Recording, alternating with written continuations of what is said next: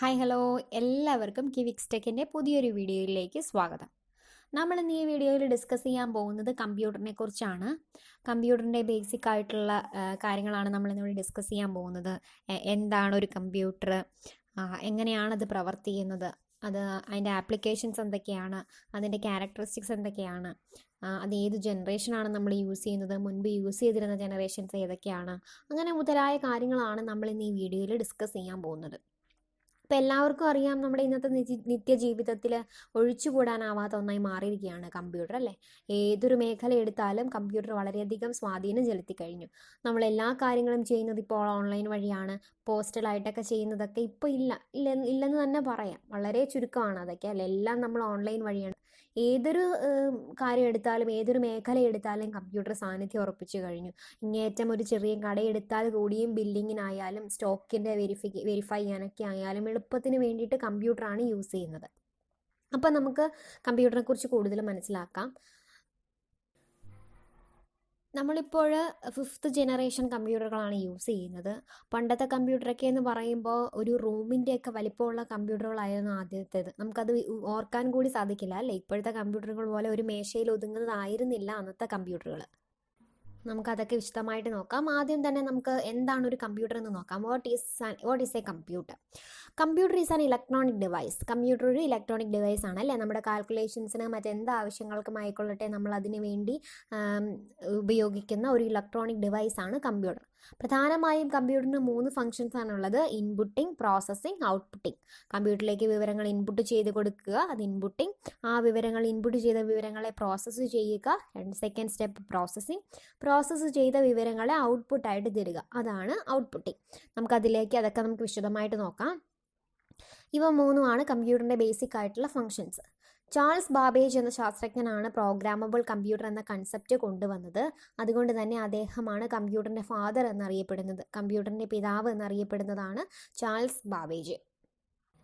16-ാം നൂറ്റാണ്ടിൻ്റെ കാലഘട്ടത്തോടു കൂടിയൊക്കെ തന്നെ കമ്പ്യൂട്ടറിനെ കുറിച്ചുള്ള കൺസെപ്റ്റൊക്കെ വന്നു തുടങ്ങിയിരുന്നു. അപ്പോഴാണ് ഞാൻ പറഞ്ഞതുപോലെ ഒരു റൂമിൻ്റെ വലിപ്പമുള്ള കമ്പ്യൂട്ടറുകളൊക്കെ നിർമ്മിക്കാൻ തുടങ്ങിയത് ആ കാലഘട്ടത്തിലാണ്. വളരെ വലിപ്പമേറിയ കമ്പ്യൂട്ടറുകളായിരുന്നു അന്നുണ്ടായിരുന്നത്. ഒരുപാട് വാക്വം ട്യൂബ്സ് ഉപയോഗിച്ചുകൊണ്ട് നിർമ്മിച്ചിരുന്ന കമ്പ്യൂട്ടറുകളായിരുന്നു അവയെല്ലാമാണ് ഫസ്റ്റ് ജനറേഷൻ കമ്പ്യൂട്ടറുകൾ. കമ്പ്യൂട്ടറിൻ്റെ ജനറേഷൻസ് പറഞ്ഞാൽ പ്രധാനമായും 5 ജനറേഷനാണുള്ളത്: first, second, third, fourth, fifth. അതിൽ ഞാനിപ്പോൾ പറഞ്ഞ ഫസ്റ്റ് ജനറേഷനിൽ വരുന്നവയാണ് ഒരു റൂമിൻ്റെയൊക്കെ വലിപ്പം അത്രയധികം വലിപ്പമുള്ള വാക്വം ട്യൂബ്സ് ഒക്കെ ഉപയോഗിച്ചുകൊണ്ട് നിർമ്മിച്ചിരുന്ന കമ്പ്യൂട്ടറുകളാണ് ഫസ്റ്റ് ജനറേഷൻ. 1940 മുതൽ 56 കാലഘട്ടങ്ങളിൽ ഉപയോഗിച്ചിരുന്നതാണ്. 1956 മുതൽ 63 കാലഘട്ടങ്ങളിൽ ഉപയോഗിച്ചിരുന്നതാണ് സെക്കൻഡ് ജനറേഷൻ. അത് ട്രാൻസിസ്റ്ററുകളാണ് കൂടുതലായും ഉപയോഗിച്ചിരുന്നത്. 40 വാക്വം ട്യൂബ്സ് ഉപയോഗിക്കുന്നതിന് സമാനമായിരുന്നു ഒരു ട്രാൻസിസ്റ്റർ ഉപയോഗിച്ചിരുന്നത്. അതുകൊണ്ട് തന്നെ കമ്പ്യൂട്ടറിൻ്റെ സൈസിലൊക്കെ ഒരുപാട് വ്യത്യാസം വന്നു സെക്കൻഡ് ജനറേഷൻ ആയപ്പോൾ. തേർഡ് ജനറേഷൻ 64 മുതൽ 71 കാലഘട്ടങ്ങളിൽ ഉപയോഗിച്ചിരുന്നതാണ്. അതിൽ IC ആണ് കൂടുതൽ ഉപയോഗിച്ചിരുന്നത്, അതായത് ഇൻ്റഗ്രേറ്റഡ് സർക്യൂട്ട്സ്. 72 മുതൽ 2010 വരെ ഇപ്പോഴും നമ്മൾ ഉപയോഗിക്കുന്നത് മൈക്രോ പ്രോസസ്സറുകൾ അടങ്ങിയിട്ടുള്ള കമ്പ്യൂട്ടറുകളാണ്, അതായത് 4th ജനറേഷൻ കമ്പ്യൂട്ടറുകൾ. ഫിഫ്ത്ത് എന്ന് പറയുന്നത് ആർട്ടിഫിഷ്യൽ ഇൻ്റലിജൻസോടുകൂടി വർക്ക് ചെയ്യുന്ന 2010 മുതൽ പ്രസൻറ്റ് ഈ കാലഘട്ടം വരെ നമ്മൾ ഉപയോഗിക്കുന്ന കമ്പ്യൂട്ടറുകളാണ് 5th ജനറേഷനിൽ വരുന്നത്. ആർട്ടിഫിഷ്യൽ ഇൻ്റലിജൻസിന് ഉദാഹരണം പറഞ്ഞാൽ face recognition, finger print recognition, ഇതൊക്കെ ആർട്ടിഫിഷ്യൽ ഇൻ്റലിജൻസിൽ വരുന്നതാണ്. അങ്ങനത്തെയൊക്കെ നമ്മൾ ഇന്നത്തെ കാലഘട്ടത്തിൽ ഉപയോഗിക്കാൻ തുടങ്ങി. അവയെല്ലാം വരുന്നതാണ് 5th ജനറേഷൻ. അപ്പോൾ ഫസ്റ്റ് ജനറേഷൻ അപേക്ഷിച്ച് 5th ജനറേഷൻ എന്ന് പറയുമ്പോൾ കമ്പ്യൂട്ടറിൻ്റെ സൈസിലും ഷേപ്പിലും ഒക്കെ ഒരുപാട് വ്യത്യാസം വന്നിട്ടുണ്ട്. അതായത് എല്ലാവർക്കും അറിയാം, നമ്മുടെ ഫസ്റ്റ് ജനറേഷൻ എന്ന് പറയുമ്പോൾ ഒരു റൂമിൻ്റെ വലിപ്പത്തിൽ നിന്ന് ഇപ്പോഴത്തെ കമ്പ്യൂട്ടറിലേക്ക് വരുമ്പോൾ ഒരു ഡെസ്ക് ടോപ്പിൽ, ഒരു ബാഗിൽ ഒതുങ്ങുന്നതോ അല്ലെങ്കിൽ ഒരു മേശയിൽ ഒതുങ്ങുന്നതോ ആയ ഒരു കമ്പ്യൂട്ടറുകൾ നമ്മുടെ ഇന്നത്തെ കാലഘട്ടത്തിൽ നമ്മൾ ഉപയോഗിക്കാൻ തുടങ്ങി. സ്മാർട്ട് ഫോൺസ് ഒക്കെ ഒരു കമ്പ്യൂട്ടറിന് ഒരു സമാനമായിട്ടുള്ളവയാണല്ലേ? അതൊക്കെ നമ്മൾ അത്രയധികം സൈസും ഷേപ്പും വ്യത്യാസപ്പെടുത്തിക്കൊണ്ടുള്ളത് നമ്മൾ ഇന്നത്തെ കാലത്ത് ഉപയോഗിക്കാൻ തുടങ്ങി. അപ്പം കമ്പ്യൂട്ടറിൻ്റെ ഷേപ്സും സൈസിനും അനുസരിച്ച് ഡിഫറെൻറ്റ് ടൈപ്സ് ഓഫ് കമ്പ്യൂട്ടേഴ്സ് ആണുള്ളത്. മെയിൻ ഫ്രെയിം കമ്പ്യൂട്ടറുകൾ, ഡെസ്ക് ടോപ്പ് കമ്പ്യൂട്ടറുകൾ, ലാപ്ടോപ്പ്, നോട്ട്ബുക്ക് കമ്പ്യൂട്ടറുകൾ, ഇതെല്ലാം വ്യത്യസ്തമായിട്ടുള്ള കമ്പ്യൂട്ടറുകളാണ്. അതിൻ്റെ സൈസിലും ഷേപ്പിലും അനുസരിച്ചിട്ടുള്ള ഡിഫറെൻറ്റ് ടൈപ്സ് ഓഫ് കമ്പ്യൂട്ടേഴ്സാണ് ഇവയെല്ലാം.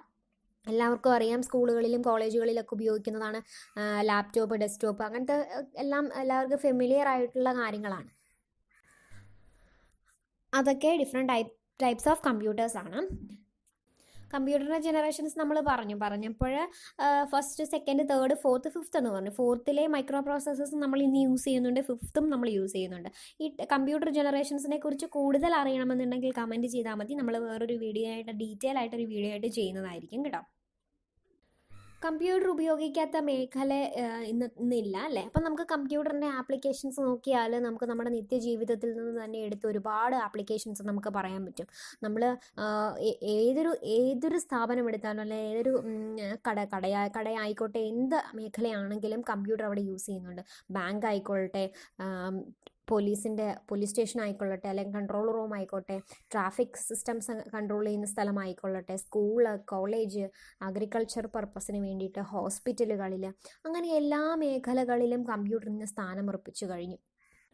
നമ്മൾ നേരത്തെ പറഞ്ഞതുപോലെ ഒരു കടയെടുത്താൽ തന്നെയും ബില്ലിങ്ങിൻ്റെ കാര്യത്തിനായാലും സ്റ്റോക്കിൻ്റെ ആവശ്യങ്ങൾക്കായാലും എല്ലാത്തിനും എളുപ്പത്തിൽ ചെയ്യാൻ വേണ്ടിയിട്ട് കമ്പ്യൂട്ടറുകളാണ് ഉപയോഗിക്കുന്നത് അല്ലേ? നമ്മൾ മാൻ പവർ യൂസ് ചെയ്തുകൊണ്ട് നമ്മൾ എഴുതി കുത്തിയൊക്കെ ചെയ്യുന്നതിനെ അപേക്ഷിച്ച് നോക്കുകയാണെങ്കിൽ വളരെയധികം സമയ ലാഭവും വളരെയധികം സ്പീഡിൽ നമുക്ക് കാര്യങ്ങൾ നടത്താനും എല്ലാത്തിനും വേണ്ടി നമുക്കിന്ന് കമ്പ്യൂട്ടറിനെയാണ് ആശ്രയിക്കുന്നത്. നമ്മൾ എഴുതി കുത്തി ഒരു കാൽക്കുലേഷൻ ചെയ്യാൻ നിന്ന് കഴിഞ്ഞാൽ നമുക്കൊരു 15 മിനിറ്റ് സമയം എടുക്കുമെങ്കിൽ കമ്പ്യൂട്ടർ യൂസ് ചെയ്തുകൊണ്ട് ആ കാൽക്കുലേഷൻ നമുക്ക് വേണമെങ്കിൽ 5 മിനിറ്റ് കൊണ്ടോ അല്ലെങ്കിൽ 3 മിനിറ്റ് കൊണ്ടോ ചെയ്യാൻ സാധിക്കും. അപ്പോൾ നമുക്ക്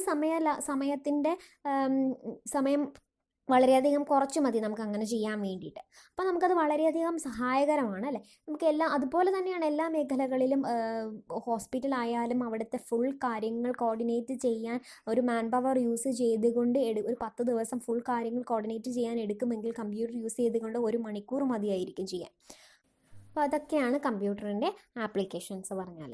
ഇനി components of a computer. Components എന്ന് പറഞ്ഞാൽ ബേസിക്കലി ഒരു സിസ്റ്റം വർക്ക് ചെയ്യാൻ എല്ലാവർക്കും അറിയാവുന്ന കാര്യങ്ങളാണ്. ഒരു മോണിറ്റർ വേണം, ഒരു കീബോർഡ് വേണം, ഒരു മൗസ് വേണം, ഒരു CPU വേണം, സ്പീക്കർ ഉണ്ടെങ്കിൽ സ്പീക്കർ ഇല്ലെങ്കിലും കമ്പ്യൂട്ടർ വർക്ക് ചെയ്യും, സ്പീക്കർ, UPS, ഇത്രയും കാര്യങ്ങളാണ് ഒരു കമ്പ്യൂട്ടർ വർക്ക് ചെയ്യാൻ ബേസിക്കലി വേണ്ട കാര്യങ്ങൾ.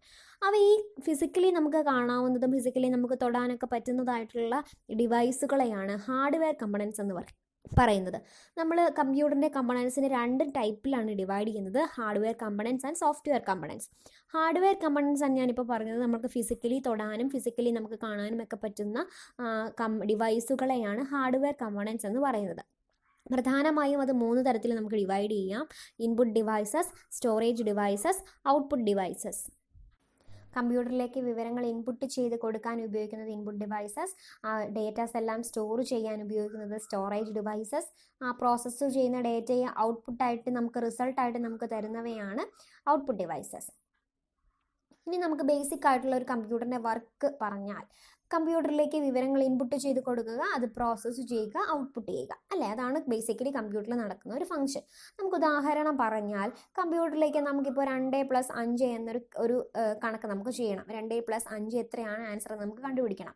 അപ്പോൾ ആദ്യം നമ്മൾ എന്ത് ചെയ്യണം? 2+5 എന്നാണ് ചെയ്യാനുള്ളത് എന്ന് ഡേറ്റ നമ്മൾ കമ്പ്യൂട്ടറിലേക്ക് എൻ്റർ ചെയ്യണം അല്ലേ? 2+5 എന്നുള്ളതാണ് നമ്മൾ കൊടുക്കേണ്ട ഡേറ്റ. അതാണ് നമ്മുടെ ഡേറ്റ നമ്മൾ കമ്പ്യൂട്ടറിലേക്ക് ഇൻപുട്ട് ചെയ്ത് കൊടുക്കണം. 2+5 എന്ന് കമ്പ്യൂട്ടറിലേക്ക് ഇൻപുട്ട് ചെയ്ത് കൊടുക്കുമ്പോൾ കമ്പ്യൂട്ടർ മനസ്സിലാകും 2+5 എന്ന് ചെയ്യാനാണ് തന്നിരിക്കുന്നതെന്ന്. അത് വേഗം പ്രോസസ്സ് ചെയ്യും.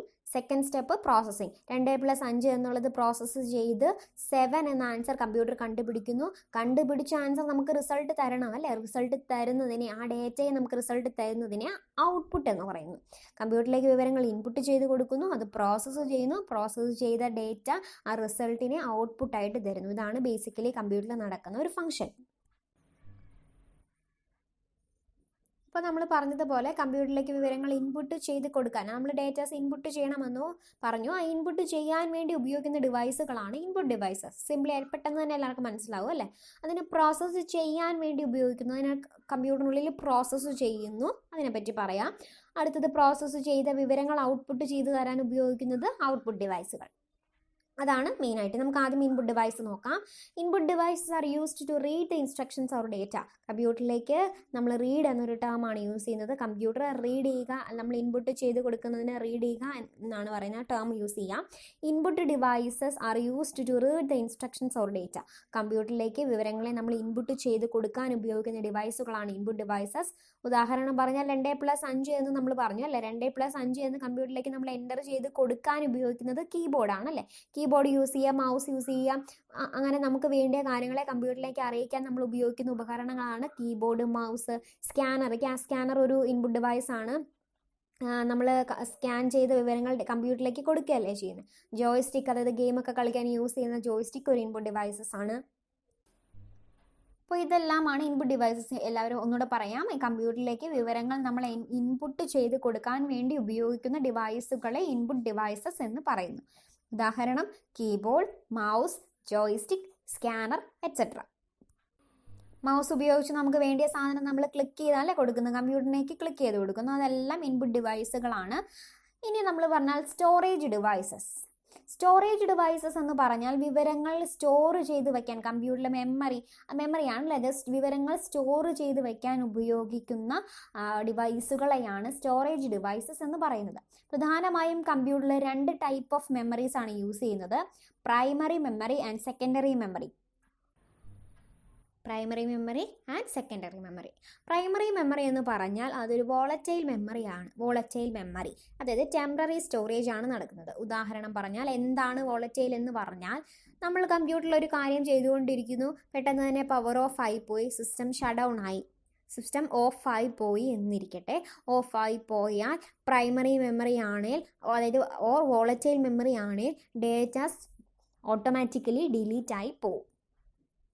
ഡേറ്റ സ്റ്റോർ ചെയ്ത് നിൽക്കില്ല. പവർ ഓഫ് ആയി പോയാൽ സിസ്റ്റത്തിൽ നമ്മൾ ചെയ്തുകൊണ്ടിരിക്കുന്ന കാര്യം എന്താണോ അത് ഓട്ടോമാറ്റിക്കലി ഡിലീറ്റ് ആയി പോകും. പ്രൈമറി മെമ്മറി ആണെങ്കിൽ, വോളറ്റൈൽ മെമ്മറി ആണെങ്കിൽ ഡിലീറ്റ് ആയി പോകും. അതിന് എക്സാമ്പിളാണ് റാൻഡം ആക്സസ് മെമ്മറി. ഉദാഹരണമാണ് റാൻഡം ആക്സസ് മെമ്മറി. അതാണ് പ്രൈമറി മെമ്മറി.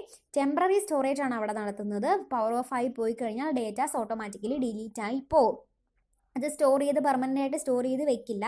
അതാണ് primary memory or volatile memory. അടുത്തത് നമ്മൾ പറഞ്ഞാൽ സെക്കൻഡറി മെമ്മറി നമ്മളിപ്പോൾ പറഞ്ഞതിന് ഓപ്പോസിറ്റ് ആണ്. ഇത് നോൺ വോളറ്റൈൽ മെമ്മറിയാണ്. പ്രൈമറി മെമ്മറി വോളറ്റൈൽ മെമ്മറിയാണ്. സെക്കൻഡറി മെമ്മറി നോൺ വോളറ്റൈൽ മെമ്മറിയാണ്. അതായത് സിസ്റ്റം നമ്മൾ യൂസ് ചെയ്തുകൊണ്ടിരുന്നു, പവർ ഓഫ് ആയി പോയാലും ഡേറ്റാസ് നഷ്ടപ്പെട്ട് പോകുന്നില്ല. പെർമനൻറ്റ് സ്റ്റോറേജ് ആണ്, ഡേറ്റാസ് അവിടെ തന്നെ ഉണ്ടാകും, ഡേറ്റയ്ക്ക് ഒരു കുഴപ്പവും വരില്ല. അങ്ങനത്തെ ടൈപ്പ് മെമ്മറീസിനെയാണ് secondary memory or non volatile memory എന്ന് പറയുന്നത്. അതിനുദാഹരണമാണ് റീഡ് ഓൺലി മെമ്മറി. എക്സാമ്പിൾ പറഞ്ഞാൽ നമ്മൾ യൂസ് ചെയ്യുന്നത് ഹാർഡ് ഡിസ്ക് ആണ്. ഹാർഡ് ഡിസ്ക് ഒരു നോൺ വോളറ്റൈൽ മെമ്മറിയാണ്. ഈ ഹാർഡ് ഡിസ്ക് നമുക്ക് കീബോർഡും മൗസും ഒക്കെ പെട്ടെന്ന് നോക്കിയാൽ കമ്പ്യൂട്ടറിൽ നമുക്ക് കാണാൻ പറ്റുന്നവയാണ് അല്ലേ. ഹാർഡ് ഡിസ്ക്, റാം ഒന്നും നമ്മൾ സാധാരണ കാണുന്നില്ല. അവയെല്ലാം പ്ലേസ് ചെയ്തിരിക്കുന്നത് CPU-വിനുള്ളിലാണ്. സെൻട്രൽ പ്രോസസ്സിംഗ് യൂണിറ്റ് എന്ന CPU-വിനുള്ളിലാണ് ഹാർഡ് ഡിസ്കും മെമ്മറിയും എല്ലാം വെച്ചിരിക്കുന്നത്. നമ്മുടെ ബ്രെയിൻ പോലെ, നമ്മൾ മനുഷ്യരുടെ ബ്രെയിൻ പോലെ കമ്പ്യൂട്ടറിൻ്റെ ബ്രെയിൻ എന്ന് പറയുന്നത് CPU ആണ്. നമുക്കിനി ഔട്ട്പുട്ട് ഡിവൈസസ് നോക്കിയാൽ, നമ്മൾ പ്രോസസ്സ് ചെയ്ത വിവരങ്ങളെ നമുക്ക് ഔട്ട്പുട്ട് ചെയ്ത് തരണം അല്ലേ. ഔട്ട്പുട്ട് ചെയ്ത് തരാൻ വേണ്ടി ഉപയോഗിക്കുന്ന ഡിവൈസുകളാണ് output devices display the processed data. Example പറഞ്ഞാൽ 2+5 എന്ന് ചെയ്യുമ്പോൾ 7 എന്നൊരു ആൻസർ നമുക്ക് ഡിസ്പ്ലേ ചെയ്ത് തരണം. അതിനുപയോഗിക്കുന്നത് മോണിറ്ററാണ്. നമ്മൾ പ്രിൻ്റ് എന്നൊരു ഓപ്ഷൻ കൊടുത്തു കഴിഞ്ഞാൽ പ്രിൻ്റ് ചെയ്ത് നമുക്ക് കിട്ടാൻ ഉപയോഗിക്കുന്നത് പ്രിൻ്ററാണ് അല്ലേ. ആ പ്രിൻ്റ് ചെയ്യുന്ന പേപ്പറാണ് ഔട്ട്പുട്ട്. അപ്പോൾ അങ്ങനത്തെ ഔട്ട്പുട്ട് ചെയ്യാൻ വേണ്ടി ഉപയോഗിക്കുന്നത് പ്രിൻ്റർ എക്സാമ്പിളാണ്. പിന്നെ സ്പീക്കർ, നമ്മളൊരു മ്യൂസിക് വെച്ചാൽ അതിൻ്റെ ഔട്ട്പുട്ട് എന്ന് പറയുന്നത് പാട്ട് കേൾക്കണം, അത് തരുന്ന ഡിവൈസാണ് സ്പീക്കർ. അതുകൊണ്ട് സ്പീക്കറും ഒരു ഔട്ട്പുട്ട് ഡിവൈസസ് ആണ്. ഇനി നമുക്കൊരു ക്യാരക്ടറിസ്റ്റിക്സ് നോക്കിയാൽ, speed, accuracy, intelligence, versatility, reliability, automation, memory, ഇവയെല്ലാമാണ് കമ്പ്യൂട്ടറിൻ്റെ ക്യാരക്ടറിസ്റ്റിക്സ് എന്ന് പറയുന്നത്. നമ്മൾ സ്പീഡൊക്കെ ഓൾറെഡി പറഞ്ഞതാണ്. നമ്മൾ മാൻ പവറിൽ യൂസ് ചെയ്ത് ചെയ്യുന്നത് അപേക്ഷിച്ച് വളരെയധികം സ്പീഡോട് കൂടി തന്നെ കമ്പ്യൂട്ടറിലെ റിസൾട്ട്സ് നമുക്ക് കിട്ടും അല്ലേ. വളരെയധികം പെട്ടെന്ന് തന്നെ നമുക്ക് ഓരോന്നിൻ്റെയും കാര്യങ്ങൾ നമുക്ക് ചെയ്ത് കിട്ടും. പിന്നെ ആക്യുറസി പറഞ്ഞാൽ നമുക്ക് മനുഷ്യർ ചെയ്താൽ തെറ്റിപ്പോകാനുള്ള ചാൻസ് വളരെ കൂടുതലാണ് അല്ലേ. പക്ഷേ കമ്പ്യൂട്ടറിനെ അപേക്ഷിച്ച് സാധ്യത വളരെ കുറവാണ്. 100% ആക്യുറസിയോട് കൂടിയുള്ള റിസൾട്ട് തന്നെ നമുക്ക് കിട്ടും.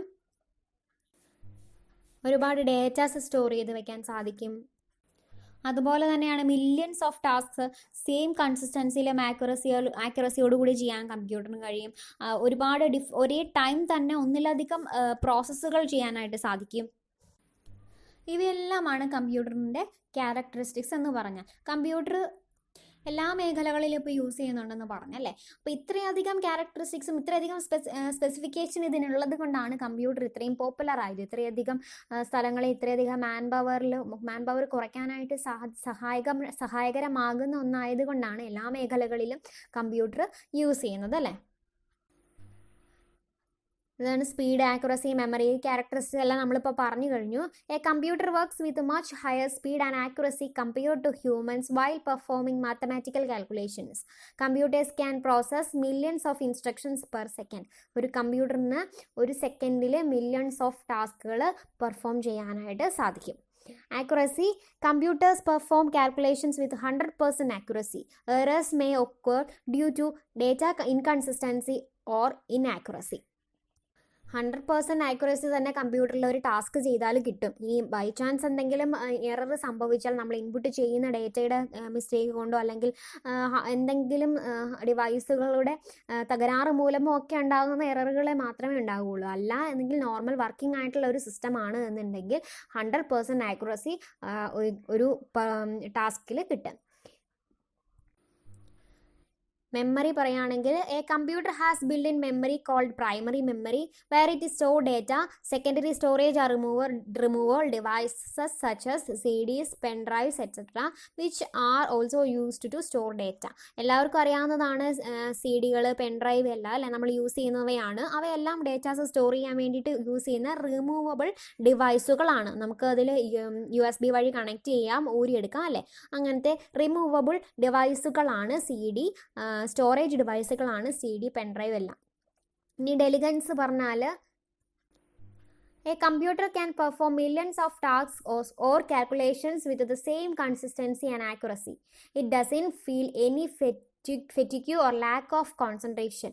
Its memory also makes it superior to that of human beings. ഇതൊക്കെ നമ്മൾ ഓൾറെഡി ഡിസ്കസ് ചെയ്ത് കഴിഞ്ഞു. മില്യൺസ് ഓഫ് ടാസ്കും കാൽക്കുലേഷൻസും ഒരേ കൺസിസ്റ്റൻസിയിലും ആക്യുറസിയോടുകൂടിയും ചെയ്യാൻ കമ്പ്യൂട്ടറിന് സാധിക്കും എന്നുള്ള കാര്യങ്ങളൊക്കെ നമ്മൾ ഓൾറെഡി ഇപ്പോൾ പറഞ്ഞു കഴിഞ്ഞു. Versatility refers to the capability of a computer to perform different kinds of works with the same consistency and efficiency.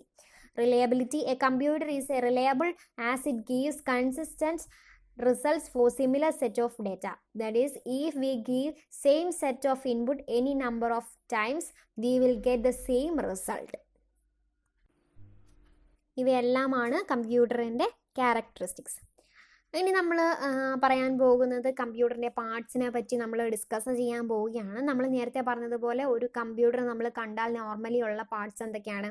Monitor, keyboard, mouse, CPU എല്ലാവർക്കും അറിയാം അല്ലേ. അഡീഷണൽ ആയിട്ട് നമ്മൾ UPS യൂസ് ചെയ്യാറുണ്ട്, സ്പീക്കർ, ഇതെല്ലാം യൂസ് ചെയ്യാറുണ്ട്. ഇവയെല്ലാം ഹാർഡ്വെയർ കമ്പണൻസ് ആണ് അല്ലേ. നമുക്ക് ഫിസിക്കലി കാണാൻ പറ്റുന്നുണ്ട്, ഫിസിക്കലി നമുക്ക് തൊടാം. അങ്ങനെ ഫിസിക്കലി അവൈലബിൾ ആയിട്ടുള്ള ഈ ഡിവൈസുകളെല്ലാം ഹാർഡ്വെയർ കമ്പണൻസ് ആണ് അല്ലേ. നമ്മൾ മോണിറ്റർ പറഞ്ഞു ഒരു ഔട്ട്പുട്ട് ഡിവൈസ് ആണ്, കീബോർഡ് പറഞ്ഞു ഒരു ഇൻപുട്ട് ഡിവൈസ് ആണ്, മൗസ് പറഞ്ഞു ഒരു ഇൻപുട്ട് ഡിവൈസ് ആണ്. CPU-നകത്ത് ഉപയോഗിക്കുന്നത് ഹാർഡ് ഡിസ്ക്, മെമ്മറി അവയെല്ലാം ആണ് അല്ലേ. സ്റ്റോറേജ് ഡിവൈസുകളുണ്ട്, പ്രോസസ്സ് ചെയ്യാൻ വേണ്ടി അതിനകത്തൊരു മദർ ബോർഡ് ഉണ്ട്, മദർ ബോർഡ്, പ്രോസസ്സർ, CD-യുടെ ഡ്രൈവ്, അങ്ങനെ ഒരുപാട് സാധനങ്ങളുണ്ട് ഈ CPU-നുള്ളിൽ. അപ്പം പ്രോസസ്സ് ചെയ്യുന്ന കാര്യങ്ങളെല്ലാം നടക്കുന്നത് ഈ CPU-നുള്ളിലാണ്. അതുകൊണ്ട് തന്നെ എല്ലാ കാര്യങ്ങളും കമ്പ്യൂട്ടറിൻ്റെ എല്ലാ കാര്യങ്ങളും പ്രവർത്തിക്കുന്നത് CPU-നുള്ളിൽ ആയതുകൊണ്ടാണ് CPU-വിന് ബ്രെയിൻ എന്ന് പറയുന്നത്. നമ്മുടെ മനുഷ്യരുടെ കാര്യത്തിൽ എന്തൊരു കാര്യം ചെയ്യണമെങ്കിലും ബ്രെയിനിൽ നിന്നാണ് അല്ലേ ഇൻസ്ട്രക്ഷൻസ് പോകുന്നത്. അതുപോലെ തന്നെ ഇവിടെ കമ്പ്യൂട്ടറിൻ്റെ കാര്യത്തിൽ CPU-നുള്ളിൽ നിന്നാണ് ഇൻസ്ട്രക്ഷൻസ് പോകുന്നത്. ഒരു ഡേറ്റ പ്രോസസ്സ് ചെയ്യണമെങ്കിലും CPU-നുള്ളിൽ നിന്നാണ് ഇൻസ്ട്രക്ഷൻസ് പോകുന്നത്. CPU is considered as the brain of the computer. നമ്മൾ പറഞ്ഞു കമ്പ്യൂട്ടറിൻ്റെ ബ്രെയിൻ എന്നറിയപ്പെടുന്നത് CPU ആണ്. CPU has two components, ALU and CU. ALU എന്ന് പറഞ്ഞാൽ arithmetic and logic unit, CU എന്ന് പറഞ്ഞാൽ കൺട്രോൾ യൂണിറ്റ്.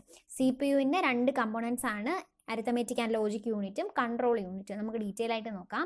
CPU-ൻ്റെ കാര്യം പറഞ്ഞാൽ നമ്മളിപ്പോൾ മനുഷ്യ ശരീരത്തിൽ നമുക്ക് നമ്മുടെ കൈ ഒന്ന് പൊള്ളി എന്ന് വെക്കുക, പെട്ടെന്ന് തന്നെ ഇൻസ്ട്രക്ഷൻസ് നമ്മുടെ ബ്രെയിനിൽ ചെല്ലും, കൈ പൊള്ളി എന്ത് ചെയ്യണം എന്നുള്ളതല്ലേ. ബ്രെയിൻ ഇതൊക്കെ നടക്കുന്നത് നമുക്ക് ചിന്തിക്കാൻ പോലും പറ്റാത്ത വിത്തിൻ നാനോ സെക്കൻഡ്സിലാണ് ഈ കാര്യങ്ങളൊക്കെ നടക്കുന്നത്.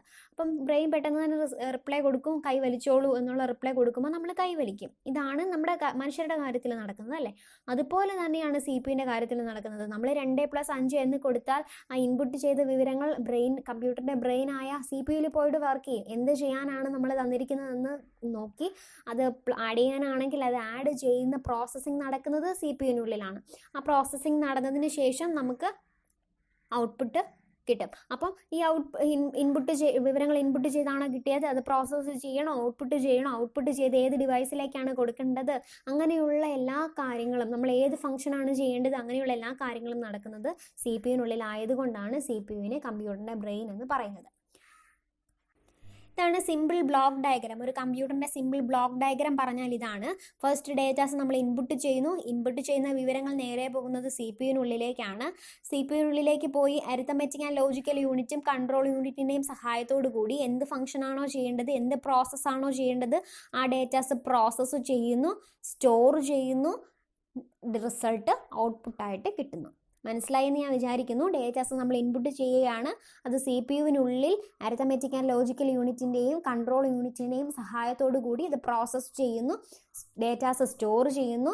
ഇൻപുട്ട് ചെയ്യുന്നതായിക്കോട്ടെ ഔട്ട്പുട്ട് ചെയ്യുന്നതായിട്ട് എപ്പോഴും സ്റ്റോറേജ് നടക്കുന്നുണ്ട്. സ്റ്റോർ ചെയ്യുന്നു, ആ റിസൾട്ട് എന്താണോ പ്രോസസ്സ് ചെയ്ത റിസൾട്ട്, ആ റിസൾട്ട് നമുക്ക് ഔട്ട്പുട്ടായിട്ട് കിട്ടുന്നു. ഇതാണ് നടക്കുന്നത്. അരിത്തമെറ്റിക് ആൻഡ് ലോജിക്കൽ യൂണിറ്റ് എന്ന് പറഞ്ഞു കഴിഞ്ഞാൽ നമ്മുടെ അഡിഷൻ, സബ്ട്രാക്ഷൻ, ഡിവിഷൻ, മൾട്ടിപ്ലിക്കേഷൻ, അല്ലാതെ ലോജിക്കലായിട്ടുള്ള ഫങ്ഷൻസ് എന്ത് ഓപ്പറേഷൻസ് ആയാലും അതിന് വേണ്ടി യൂസ് ചെയ്യുന്നതാണ് അരിത്തമെറ്റിക് ആൻഡ് ലോജിക്കൽ യൂണിറ്റ് എന്ന് പറയുന്നത്. കീബോർഡിൻ്റെയോ മൗസിൻ്റെയോ സഹായത്തോടു കൂടി വിവരങ്ങൾ ഇൻപുട്ട് ചെയ്യുന്നു, CPU-ൽ പ്രോസസ്സോ ചെയ്യുന്നു, ഹാർഡ് ഡിസ്കിലും മെമ്മറിയിലും സ്റ്റോർ ആകുന്നു, മോണിറ്ററോ അല്ലെങ്കിൽ പ്രിൻ്ററോ എന്തോ ആയിക്കൊള്ളട്ടെ ഔട്ട്പുട്ട് ഡിവൈസ് വഴി ഔട്ട്പുട്ട് ചെയ്ത് വിവരങ്ങൾ കേൾക്കുന്നു. ഇതാണ് ബേസിക് ആയിട്ടുള്ള വർക്കിംഗ് ഫംഗ്ഷൻ. ALU എന്ന് പറയുന്നത്, അതായത് അരിത്തമെറ്റിക് ആൻഡ് ലോജിക്കൽ യൂണിറ്റ് എന്ന് പറയുന്നത്, ALU is the arithmetic and logic unit which performs all the arithmetic and logical operations such as addition, subtraction, multiplication, division, logic and comparison. ഇത് വിശദീകരിച്ച് പറഞ്ഞു തരേണ്ട ആവശ്യമില്ല, എല്ലാവർക്കും മനസ്സിലായിട്ടുണ്ടാവും. അരിത്തമെറ്റിക്കൽ ആൻഡ് ലോജിക്കൽ യൂണിറ്റ് നമ്മുടെ എല്ലാ അരിത്തമെറ്റിക് ആൻഡ് ലോജിക്കൽ ഓപ്പറേഷൻസ് ആയ ഡിവിഷൻ, സബ്ട്രാക്ഷൻ, കൂട്ടാനോ കുറയ്ക്കാനോ എന്തോ ആയിക്കൊള്ളട്ടെ, എന്തോ ഓപ്പറേഷൻസ് ആയാലും അത് ചെയ്യാൻ സഹായിക്കുന്നതാണ് ALU എന്ന് പറയുന്നത്, arithmetic and logical unit. Control യൂണിറ്റിൻ്റെ സഹായത്തോടു കൂടിയാണ് കേട്ടോ ALU വർക്ക് ചെയ്യുന്നത്.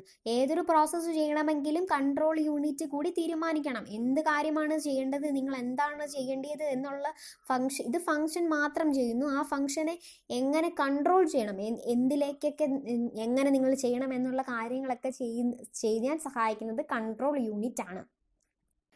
ഏത് ഡേറ്റയാണോ പ്രോസസ്സ് ചെയ്യുക, ഇത് പ്രോസസ്സിങ് മാത്രമാണ് ALU ചെയ്യുന്നത്. എങ്ങനെയാണ് പ്രോസസ്സ് ചെയ്യണത്, ഇത് എങ്ങോട്ടൊക്കെ ഡേറ്റാസ് കൊടുക്കണം, ഇൻപുട്ടാണോ ചെയ്യേണ്ടത്, ഔട്ട്പുട്ടാണോ ചെയ്യേണ്ടത്, അതോ വേറെ എന്തെങ്കിലും ആണോ ചെയ്യേണ്ടത്, അങ്ങനെയുള്ള ഡയറക്ഷൻസ് എല്ലാം കൊടുക്കുന്നത് കൺട്രോൾ യൂണിറ്റ് ആണ്. ALU വർക്ക് ചെയ്യുന്നത് ഫുള്ള് കൺട്രോൾ യൂണിറ്റിൻ്റെ സഹായത്തോടു കൂടിയാണ്. കൺട്രോൾ യൂണിറ്റ് എന്താണെന്ന് പറഞ്ഞാൽ, A control unit coordinates how data moves around A CPU.